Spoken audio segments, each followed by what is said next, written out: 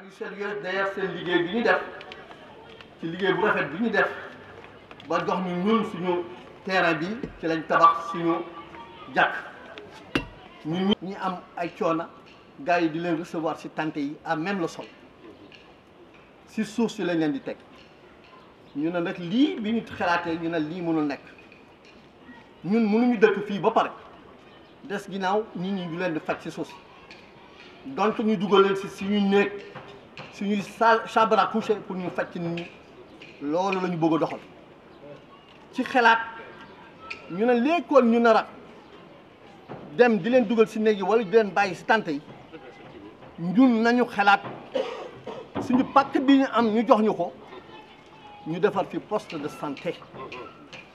pour que bu laayeen amee bu appel bi ñëwee ñu mën leen fi faj du ñu xaar nag état bi du ñu ko defal waaye ñun nañu tàmbali si ñun suñu wàllu boppam defal ko suñu bopp ku ñu si fekk def ñu xam ne loolu parce que appel bi jaral nañu ko kilifa yii nekkoon jaraloon nañu ñu xar si suñu tànk tubay waxtaan ceeg ñëpp muy xale muy ndaw muy jigéen ñu ñëpp ñu waxtaan ceeg ñoom ay la wéen ñoom ñëpp d'accord si suñu principe boobu li nga xam ne moom lañ defoon un projet de complexe de mosquée muy mosquée bi jàngkat bi ak benn centrale d'achat bu ñu bëggoon moom lañ bëggoon a jox suñu jigéen ñu baax ñi ñu ne nag nañu dégager priorité bi léegi mooy nañu xañ jigéen ñi centrale d'achat bi defal leen poste de santé pour que ñu mën a ñëw régler problème mu médical bi fii problème soins yi am fii pendant l'appel parce que Philippe dafa sori suñu régler problème boobu ñu nit daañu régler suñu problème parce que képp ku ci am malade wala nga am benn soin primaire bu nga war a def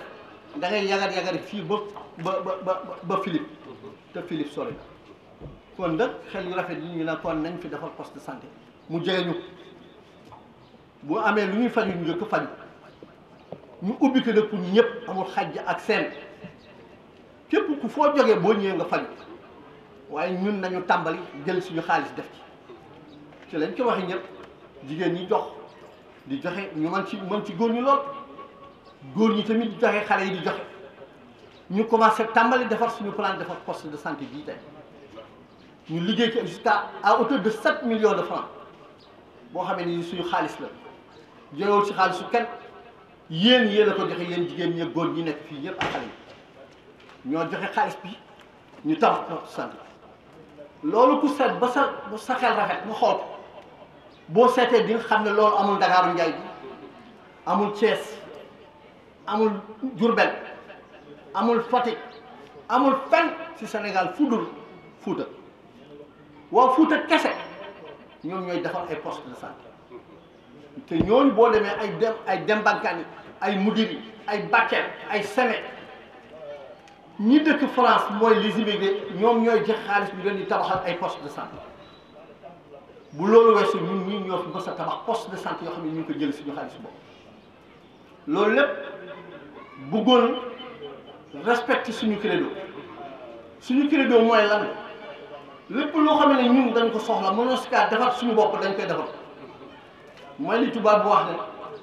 on n'attend pas de l'État ce qu'on peut faire par nous-mêmes et pour nous-mêmes loolu moo nekk ci xelu gaa ñi nekk fii ñëpp muy jigéen muy góor ñu ànd ci ak juboo yàlla nag imaam yaa ngi fii lu mbooloo mi d'accord juboo ci da leen ci jàpp loolu lañ ci jàppale bañ tabax poste de santé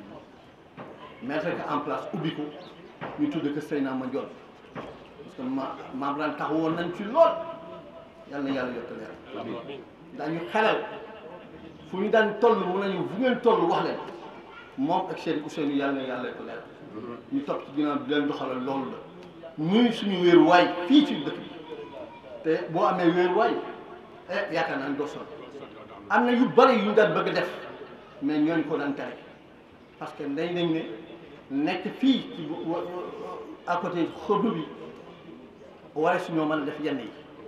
moo tax ñu noppi na cell boobu nag ça ne veut pas dire que ne mënuñoo def dara ay li yowén am nañ loo xam ne mën nañ koo def na suñu morom di def di tokk ay rouge wala du yuuxoo ko baare mën nañ koo def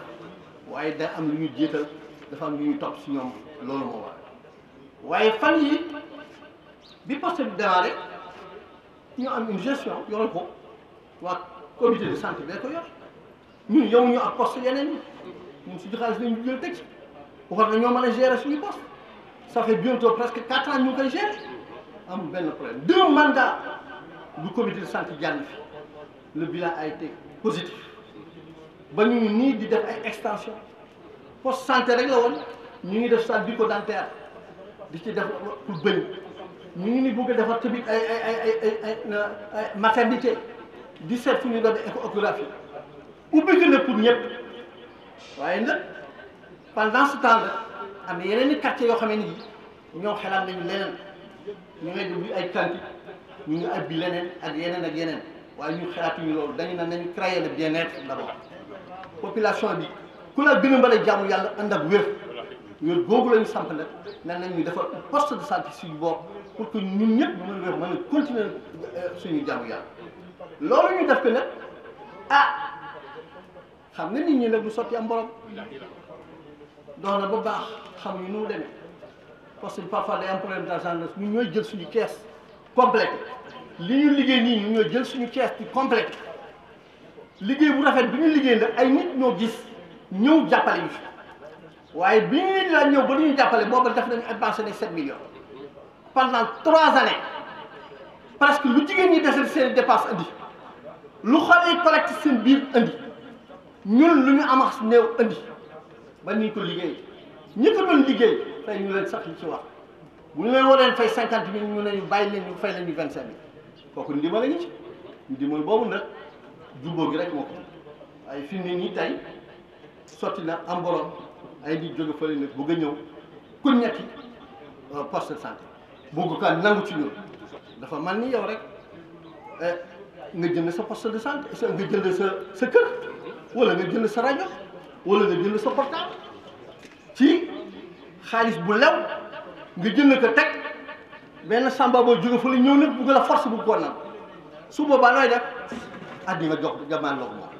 loolu moo waral suñu jàmbaarloo tey nag jàmbaarloo boobu ñu war a jàmbaarloo ak ñoom tey jii nag yéen ñii yéen a koy décider parce que yéen a ko moom yéen a ñu dooleel et particulièrement les jigéen ñi yéen a ñu daan jox seen xaalis daan ñu conseil def leen nii def leen na bu ñu andee fii di liggéey ñaari fan ñett ku nekk daal di indi benn yàq jox ñu lekk loolu nag la ñu leen bëgg xamal yéen jigéen ñi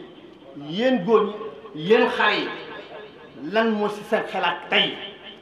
ndax dañu naan la yotta rek bàyyi ñu jël suñu poste santé yoon parce que poste santé bii xam ne moom la fi nekk fii ñu du fi nekk dañ fi jël ñoo xamante ni ñu ngi nekk si si suñuy rakk suñu jarbaat suñu kii ñu ngi fi ñun ñoo leen di fay waaye bés bu ñu fi jógee nag bañ jël ko keneen jox leen ko ñooñu xam ne ñu woon suñuy rakk suñu doom suñu jarbaat dinañ leen dax du fi liggéey te waxuma la dax rek duñ ci yam waaye yéen dinañ leen tere ba seen tànk du ci tegu fii ngeen faj mën naa nekk parce que saay-saay bi ñëw ay pexem lay indi muy indee ay pexem nag su boobaa bu nekk lu nekk lay def kon dëkk ñu bëgg ngeen xam li nga xam ne moo fi ñëw tey parce que mu ne su ñoo def dara yéen ñu jëloon jiital ñu xëy na am na yoo xam ne ay erreur la waaye yaakaar na ma ne on a fait un bon résultat bii ñu def nii mu di poste de santé defar fi morgue organiser quartier lépp loo xam ne lii social la mu ngi dox monsieur Seye moo koy doxal ci ak sutura ju mag kenn xamul lu waay am jox ko mu jox nit ñi ba nit ñi dañu bëgg a dëkk ci cité bi te ni ñu organiser fii ci cité bi amul benn quartier bu ne fii ci yokk organisé ñëpp wax nañu suñu référence bii ni ñuy doxale et on constitue une référence au niveau même de la commune donc loolu de la ñu bëgg ngeen xam que tey jii nit ñi ñëw nañu par le canal du préfet du sous-préfet ñëw na la ñuy jël foqati affaire def seen lobby def seen affaire ne nag dañu bëgg ñeneen ñu teg ñooñu nag dañu koy jël di oote ji marché de si yàgg dañu jël ñeneen ñoo xam ne dëkkuñu fi ana nan ngay mën bañ a bokk ci poste de santé sa dërëm demu sa dara demu sax nga jóge fële xaar ba mu baax nga jóge ñëw ne man maa koy seet duñu ko nangu tey duñu ko nangu loolu daal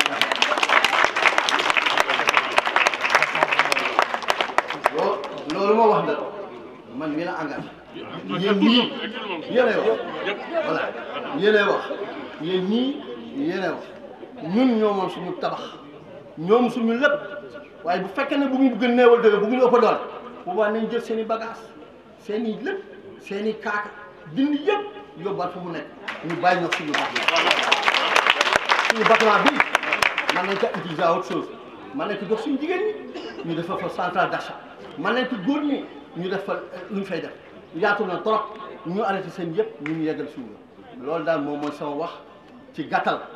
léegi nag damay passer parole de masse moo faram fàcceel leen nan la mbir mi demee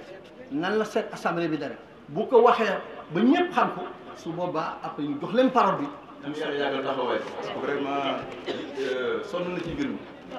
ak ñi fi toog yëpp bon léegi wax na wàllu historique yi poste de santé bi ni ñu ko doxalee ni ñu ko fexee ba taxawal wax na ko léegi nag ma bëgg a ñëw ci assemblée générale bu ñu fi tënkoon fii pour jéem ñoo dàq dañu xëy vendredi le 19 16h préfet yónnee sama ICP bi ne ko soo demee ne président lundi ñu def assemblée générale ñaari fan lu mosul am ba mu ko waxee mel ne ko loolu mënul nekk ca la woo jaata mooy collaborateur yi médecin chef de district ba mu ko waxee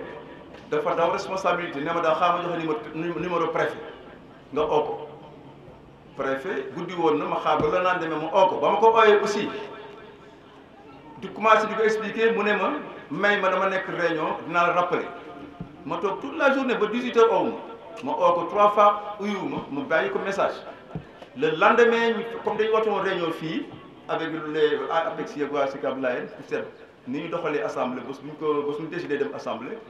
ca la ma jaata oowaat mel ne ko jaata yéen xanaa expliqué wu leen maire sous préfet la fi daan am mu ne ma noo bàyyi rek vraiment ma oo ko mais ma oo ko mel ne ko madame le préfet yéen la ngeen bëgg a def mënul nekk une assemblée générale ça se prépare kenn du ko assemblée générale ci ñaari fan mënul nekk nous ne sommes pas prêts à le faire mu ne ma en tout cas man on est tenu par les délais foog ñu tenir assemblée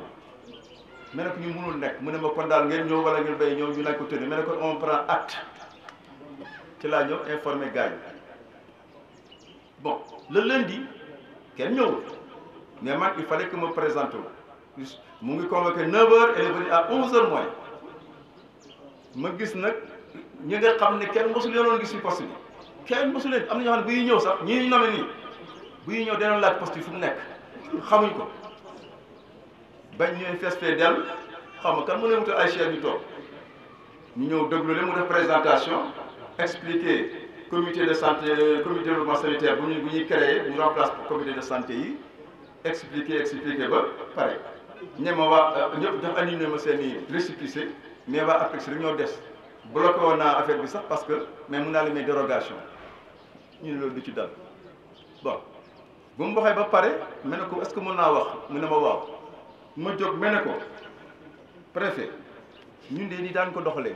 c'est dommage que waa Philippe Senghor ñoom jaate yi waxuñu la ko c'est dommage mais xam ne ñu doon doxee danaan convoqué moom ko convocation bi dernière moo nekk dernière assemblée générale 2015 préfet dafa daan envoyé une convocation jox ñu délai nag pour que ñu pare ba noppi defal calendrier bi poste de santé yu nekk ci commune bi yëpp la ku ci nekk jox la date te sax di ci daan waxtaan ak moom mais ne ko une assemblée c'est jamais tenu le matin sax ay 9h fii jour ouvrable 16h la ko daan def jëm ngoon boobu benn la dafa am ay lettre accréditation yoo xam ne dañu ko daan jox ñu koy envoyé délégué de quartier ñu envoyé seen i délégué yooyu amul mais téléphone nga yëkkati oote mais ne ko ñun jànguñ peut-être mais l'administration ay écriture la bind la dawul ay wax danga waroon def ñii ñëla doon def alors elle a repris la parole ne man xëy na ñëri doxale ak nu may doxalee du benn man dama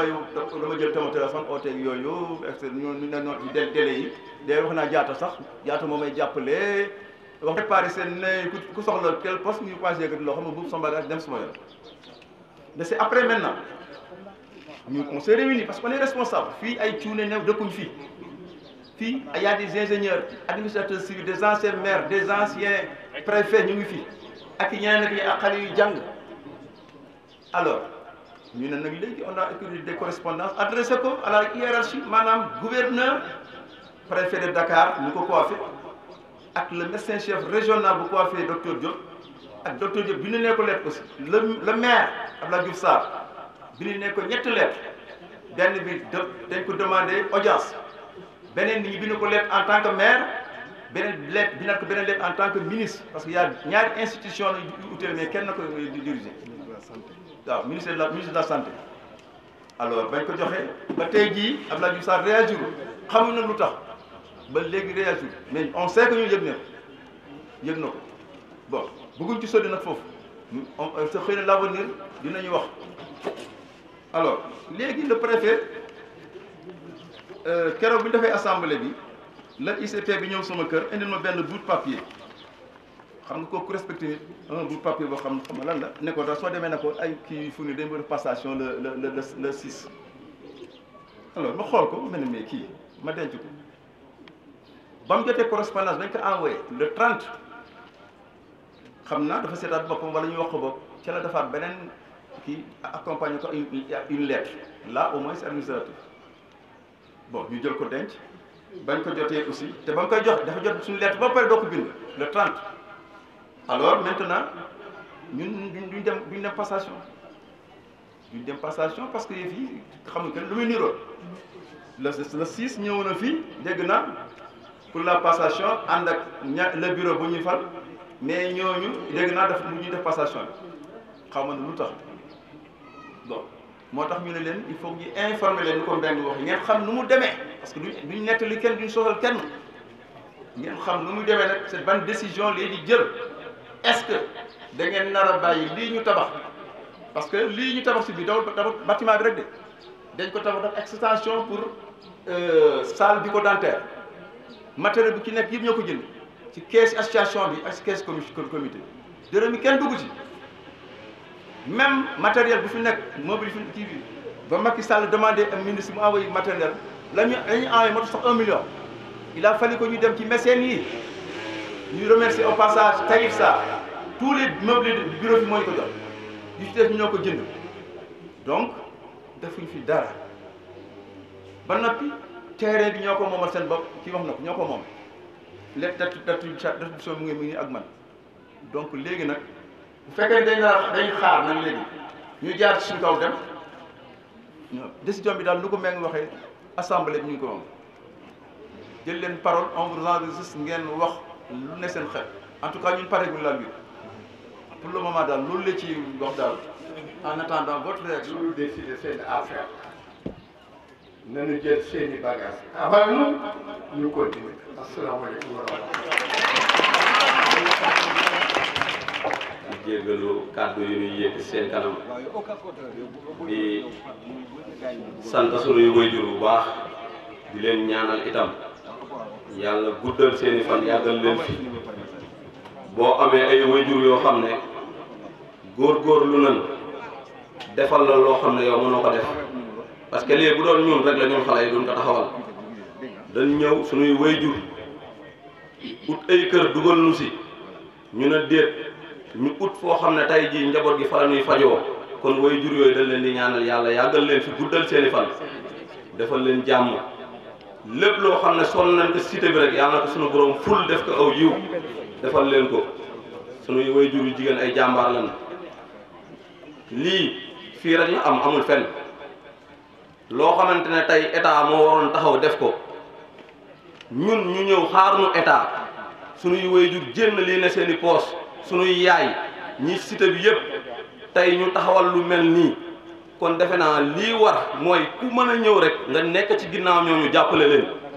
mais tey comme ni nga sunu waajur waxee doo tabax sa kër ndëkk dugal say photo yi dugal sa lépp nit ñëw na la jëndal kër gi man maa fii dëkk tey jii waajur yi liñ wax noonu lay du masul du mën a ne ñun pare nañ ñun jeunesse bi ñun ñuy dëkk fii cité bi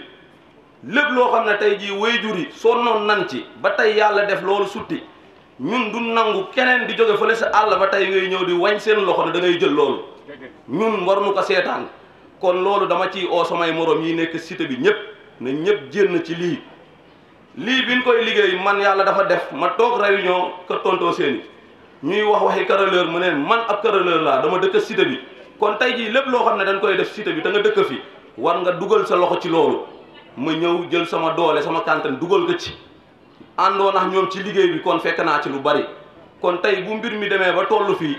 ay nit jóge fële kenn xamul ñan la nag xamuñu leen lijjantiwuñu leen a xam mais ñu ñëw bëgg jaareewuñu ko ci aw yoon lu dul wañ loxo yi kilifa yi loolu ñun duñ ko nangu kon ñu ngi ñaan yàlla bu saytaane am doole fii kii nga xamante ne moom moo nas ay pexem ku mu ci manti doon wala mbooloo mu ci manti doon yàlla na seen pexe nasax yàlla buñ am ndam ci lii parce que suñuy waajur sonn nañ lool góor-góorlu nañ ba tey jii li nga xamante ne moom lañ amoon ci espace boo demee ci yeneen quartier yi liñ amoon seeni espace def nañ ko ay bitik def nañ ko ay tabax nañ ko ay étage di ko loué muy dugg ci seenu koom mais tey ñun lan lañ am ñun cité bi kon tey waajur yi duñ liggéey ba toll fii ay nit ñëw ne dañ koy yàq kon loolu maa ngi ciy oo sumay moroom yëpp na ñëpp ñëw jénn beneen bi mooy ñu bañ a seetaan parce que Yoff ku xool xam ne poste santé bi ñun waa cité bi tabaxuñ ko na ñun ñoo ko moom mais dañ ko tabax pour tey jii waa Yoff gépp rawatina tey jii lii fii am muy appel wala gàmm wala leneen lu fii am loo xamante ne nii tey jii mu ngi am fii si Urouf Seydina Limamou mais dañuy soxlaa poste santé bi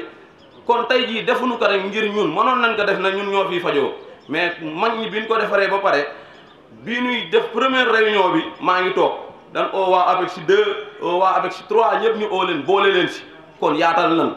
kon te mbir mi bu demee ba tollu foofu mënuñu seetaan tey ay nit ju jóge fële xamul fu ñu bàyyeekoo ñëw jaareelu ko ci aw yoon parce que lu ne dafa am yoon fii nag ñii fi dëkk suñuy wayjur yi fi dëkk bu deem xel la wala ay pexe la wala am jàng la wala loo xamante ne tey jii ñoom ñu ngi koy wane ne ñoo leen ko ëppale mu ngi fi du fi jeex. maa ngi commencé fi Mass terminé Mass xamal na mbooloo mi ni sous-préfet ñëw na fi ak équipe am mais malheureusement dara amul suñu borom nee na ñi am xel la waxal. quartier bi nag dafa am histoire yàlla si mbaaxam moo ko nëbboon nit ñëpp def fi ay Garga Mbossé nëbb ko ñëpp ñi ñu romb fa dem ay Parcelles ay Mbao ay Thiaroye ba mu neex ko mu ubbi xel nit ñi ubbi bët yi ñu dindi ko ñun ñii dëkk fii am chance dëkkee ko bon quartier bii ak yeneen quartier yi bokkul de am ko te xamuloo ko ñàkk koo te xam ko moo ko gën dama ni da suñu xel dal incha allah ki wax géej puusal ma dëkk kooku mën na wax gars yi puus leen ñu continuer.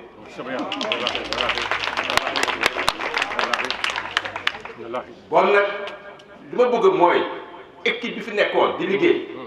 bu ñu taxaw bu leen reculer liggéey bi continue leen ko bu leen yox-yoxi ba léegi yéen a fi nekk ñëw leen ngeen continuer seen liggéey bu ko toog këram parce que boo leen toogee seen kër da ngeen di oyofal liggéey bi boobu temps da ngeen di may nit ñi fu ñu jaar ba tey yéen a fi nekk continuer seen liggéey ñu ko daan liggéeyee te affaire bi maa leen ko wax fii laa ko waxee wax ma si néeg wax ma si parentère fi laa ko waxee incha allah. puisque affaire bi c'est un problème de principe ndax yàlla lu mu wax du dañ dina laa yi xayru bi xayru min atayi xayru bi anfusikum du ma sopp dara seen doxalin tant que décision sopp ko ma jàppale leen. c'est un problème nag de courage et de détermination du ñu liggéey suñu liggéey par ay nit jële fële dañuy jauger il faut une résistance nag résistance bi waru yem si ay wax mais c'est un combat qu'on doit mener ba ñu xam ne fii y a des types intelligents et déterminés yi fi nekk pour mën a défendre leur bien loolu la amul mooy wax c'est un combat. maa ngi leen di nuyu di leen ziara di leen baax di leen baax di ñaan suñu borom yàlla mooy jàmm dafa ñu xéewal di jaay Seydina Muhammad li ñu wax daanaka ñëpp moom lañu wax daanaka sax parole bi sax boo koy xool sax barkoon parce que ñii fi jiitu wax nañu te li ñu wax laa ci li ko xalaat donc dañu liggéey suñu kii na ko poste santé ba mu pare ay nit jóge fële bëgg li ko jël kon ñun li ñu war rek mooy li keewale sagat wàll yi il faut ñu taxaw taxawaay bi mooy lan mooy taxaw ne yaa moom séef na nga xeex ba lii ko jot ko man nag man moom samay wax neexul parce que boo gisee ñaareel du ma kii wax na bëgg a wax dañ naan kii dafa laa nga xol da tàng nga xol mais man dama mënoon nangu yenn action yi ñoo koy kii quoi def doomu siif yaa ko tabax saxal si bopp ba mu paree ay nit yu fële bëgg kii sew jël sew mais loolu ça sonne mal à kii quoi l'oreille ça sonne mal à l'oreille donc ñun dem suñu suñu bopp rek taxaw bu ñu bëggul ñoom ñu jël seen matériel dem seen yoon parce que kii bi nga jaayoon boo xool fële ba fii xaalis bu bëri la kii mën nañ ko jaay million sax mi bëri mais bu ko defee lii pour ñëpp la donc nañu farlu nañu jàppante nañu nekk benn xam nga wax nañu góorgóorlu li ñu bëgg a xañ nañu taxaw bañ ñëpp taxaw bañ ñëpp amul kenn quoi amul kii ne moo wax li ki wax la nañu taxaw ñëpp ne non c'est non alors man day am li ma ciy wax bariwul daanaka ñun daal ñu ngi si gannaaw suñu càmmeñ yi suñu mag yi suñu rakk yi ñu ngi seen gannaaw ndax li ñu mel ak li ñu def gisuma ko fenn man day biir Dakar bu ma jógee penc ya fa nekk yëpp penc ma yëpp dañ ko wërale ay boutique di ko luyee te ñun ñëpp ñoo ko bokk mais ñaari nit ñetti nit ñooy lekk xaalis ba lii nag ñu def ko nii li nga xam ne li ñu def nii pour askan wi yëpp la ñun mënuñu mooy di leen sant te nekk seen gannaaw ñun daal fu ngeen ñu woo muy guddi muy bëccëg muy suba muy ngoon muy fajar heure bu ne ñu ngi seen gannaaw te lii duñ si nangu tey duñ si nangu ëllëg ñu ngi seen gannaaw bu ko woo waaw ñun yéen rek lañu am ak lii lañu am suñuy njaboot si la ñuy fay ñun ñi nga xam ne passé nañu 60 ans fi la ñuy fayu te duñu fay jënd ordonnance ñu def lépp ñaari fan ñett ñu ngi fi ñun fii lañu am bu appel jotee kër yëpp day fees der ba foog ñu am suñuy malaat ñu gàddu suñuy malaat indi fii li sax la ñun fii lañ am mooy suñu sax ñun ñoo bañ ndax d'accord ngeen ceex man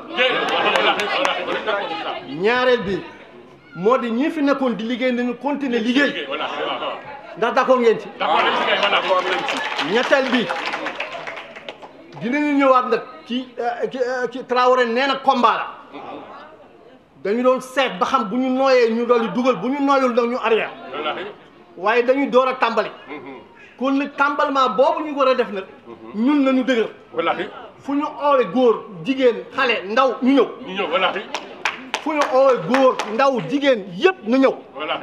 du ñu bëgg rek maas rek wala man wala kenn di ko yor déedéet nañ ci ànd ñun ñëpp yore ko